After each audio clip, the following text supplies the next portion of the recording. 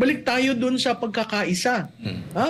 Kaya mo nga makipag-isa sa CPP, NPA, NDF eh. Bakit hindi mo kaya makipag-isa sa Vice Pangulo? Itong mga iba't ibang mga aktibidad ng ating House Speaker, akma po ba sa mandato na ibinigay sa kanya? Dahil maliban sa pagiging mambabatas, parang gusto rin ata na maging local chief executive, DA, DTI, DFA, ano pa bang mga marami na DOH din ata kasi meron din atang yung sa Malasakit Center na para sa health. Yeah. Yun po ba ang kumbaga kapangyarihan na ibinigay ng taong bayan sa kanya? Actually hindi eh. Kasi kung titingnan mo yung ano ba ang role ng speaker? Ang speaker, timon sa House of Representatives to get legislation done. Meron silang oversight powers. Yung by oversight power na ginagawa niya, yung oversight power sa ahensya, sa policy, no? Hindi sa implementation, no? So makikita natin parang nag-blur yung linya between executive and legislative sa pamumuno ni speaker. Natutuwa ako na may active speaker, pero kung lahat ng galaw mo nakatuon sa 2028. Lahat ng galaw ng kanyang party list, makikita naman natin nakatuon sa pagpapalakas ng network niya. Parang nalulungkot ako dahil masyado na yung propaganda at stunt. Hindi ka naman nahahalal dahil sa stunt na ginagawa mo. In fact, kung titingnan mo lang yung mga social media, makikita mo ang reaksyon ng tao. Alam mo sa mga politiko, tingnan nyo ho ang social media. Wag yung bardagulan, pero manahimik ka, tingnan mo, makikita mo yung sentimento ng tao. Alam mo, ang social media is the biggest focus group discussion board na pwedeng matuto ang mga politiko. Pero kung ayaw mong pakinggan, talagang desidido ka na kung sino man yung nandyan sa daan mo, sasagasaan mo. Nakakalungkot. Last na lang po, ma'am, bago si partner Jade. Sabi mo nga, kung hindi nagkaroon ng lamat itong Marcos and Duterte, marami na sanang nagawa. Malayo na siguro yung ating narating sa nakalipas na 17 buwan ng panibagong administration. Pero tingin mo po ba, ma'am, meron ng tatak na establish ang kasalukuyang administration, and kung ihahambing mo sa mga nakalipas din ng mga administration na nakagawa ng kumbaga ito tatak na talaga na pang long term ito na na programa? Well, alam mo, Adbar, meron silang 8-point social economic agenda. So kailangan balik tayo doon. Yung frontline services, again, I'm sorry kung ihahambing ko siya kay dating Presidente Duterte. Ako naman hindi maka-Duterte. Ako isa doon sa mga hindi ko nagugustuhan ang ginawa dahil yung lengguwahe, yung pananamit, yung pagsasalita. Pero bakit nagustuhan ng taong bayan? Kasi yung frontline services nagbago. Kasi meron, nararamdaman nila ang gobyerno na andun sa kanila. Meron silang matatawagan in case merong mag-bribe sa kanila, hindi gawin ang tungkulin. So yun nga sabi ko nga sa inyo, yung first 100 days frontline services kaagad, mahalaga yun sa Pilipino. Alam mo, ang Pilipino, hindi siguro makikinig sa mga politiko hanggang sa susunod na eleksyon. Pero pag nakita ang liderato pinaglalaban sila, ang liderato alam ang kanilang problema. Ang liderato may solusyon sa mga problemang kanilang nararamdaman. Matutuwa yun. Madaling i-please ang Pilipinong botante.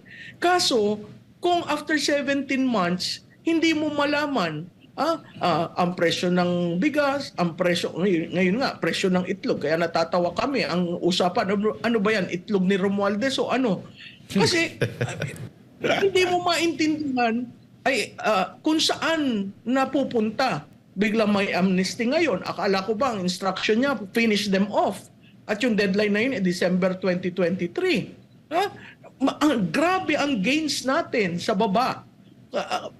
Ang nakikita ko, meron tayong lideratong hindi gamay kung ano nangyayari sa baba. Parati kong sinasabi sa politika, ground rules. Kung ano nangyayari sa ground, pakinggan nyo. Pero ito, hindi ko maintindihan kasi in terms of brand saliency, ano bang nagawa? 'Di ba? Isipin mo, anong nagawa? Ang Maharlika, nagkagulo-gulo. Ngayon, merong isang think tank sa Singapore ang nagsasabi na sandali lang, may mga problema yan. Sandali lang, hindi yan sovereign fund, investment fund yan. So itong mga issues na ito lumabas during the debate sa Senado.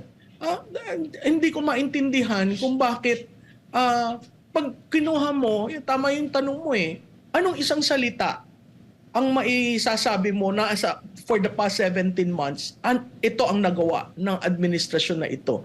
Siguro kung familiar naman kayo sa word cloud, no? Yung mga bata na nakikinig, sa word cloud ang dami. Walang isang bukod tangi.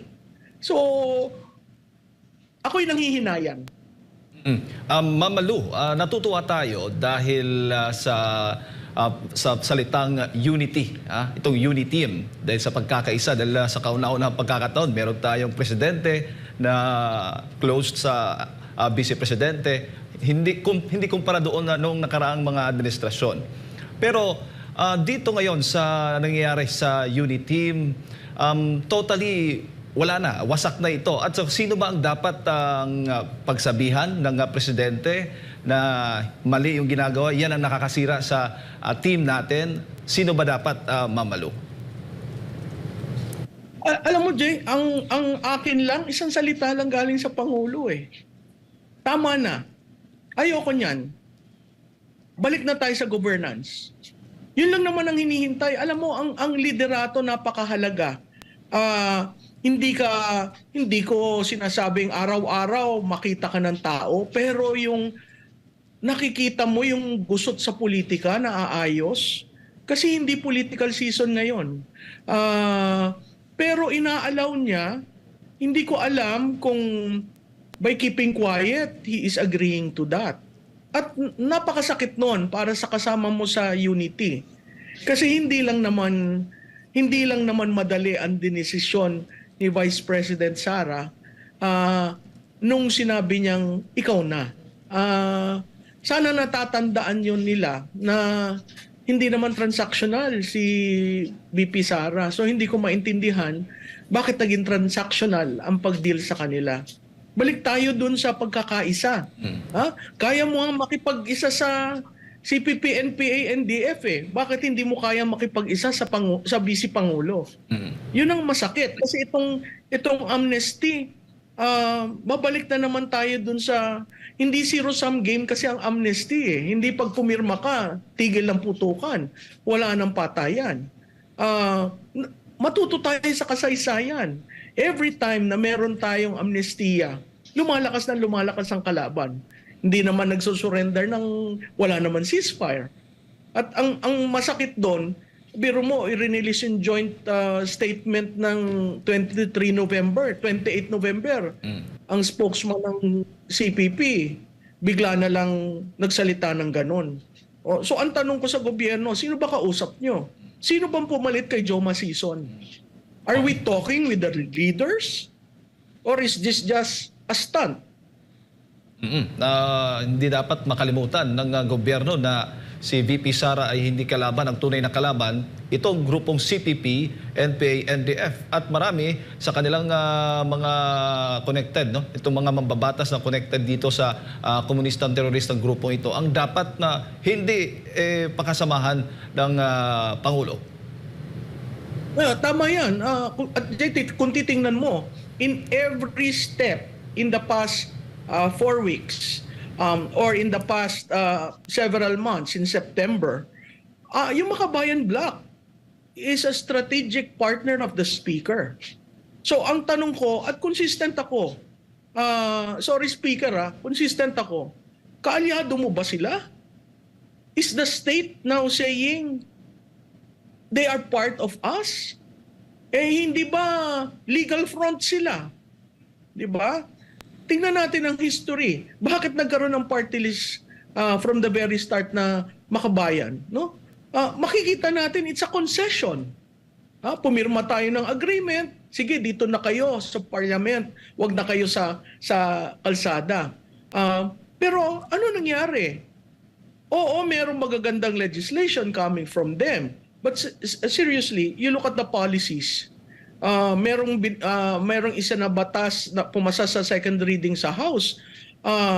Parang lumalabas kung hindi ka labor front nila, hindi ka pwedeng pumunta sa collective bargaining agreement. Tama ba yun? Bakit natin pinapaboran sila? Dahil ang Estado may 56 years of history dealing with them.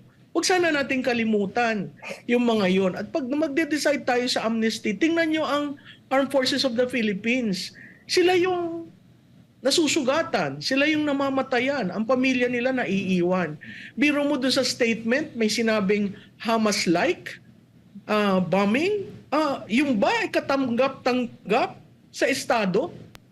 Pumirma kayo ng joint statement, tapos after that, 5 days after, ininsulto kayo? Okay lang sa inyo? Para naman nakakaawa ang bansa natin kung ganon. At nakakaawa ang mga military and uniformed personnel. Isipin nyo sila.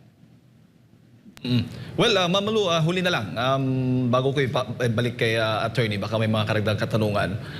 Sa kabila nga po ng mga pag-uusig na ginagawa laban sa mga Duterte, particular na sa Vice Presidente, yung reaksyon ng Vice Presidente, ano po bang masasabi ninyo? Every time na siya'y tinitira, inuusig, dapat bang panatilihin niya yon o dapat ay magsalita siya laban dito sa kanyang mga taga-usig? Alam mo, two schools of thought yan eh. May isa na nagsasabi magsalita siya.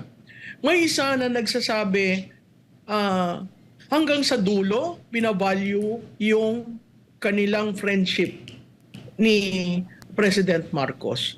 Hindi ako naniniwala na dun sa huli. Naniniwala ako kailangan niya magsalita. Pero tatandaan natin, mas mahalaga siguro ang aksyon kaysa sa salita. Kasi ang salita, magkakagulo lang eh. Makikita mo siya very calm and very patient. Pero makikita mo rin siya na hindi siya plastic. Sa tingin ko, tingnan ng bayan yon. Kasi kung naghahanap kayo ng naiiba sa pakikitungo, sa kanya, black is black and white is white. So, trabaho lang, gawin ang dapat, at hintayin natin. Kasi mahirap namang makipagbardagulan dahil vice presidente siya. So, saludo ako sa kanyang maingat na pagpapahalaga sa relasyon nila ni Presidente. Saludo ako na kaya naman niyang makipagsabayan pero may restraint. Sa tingin ko, nagmamature na ang kilala nating Mayor Duterte, Mayor Sara. So, mahaba pa ang laban. Makikita natin siya na naandyan para sa inyong lahat.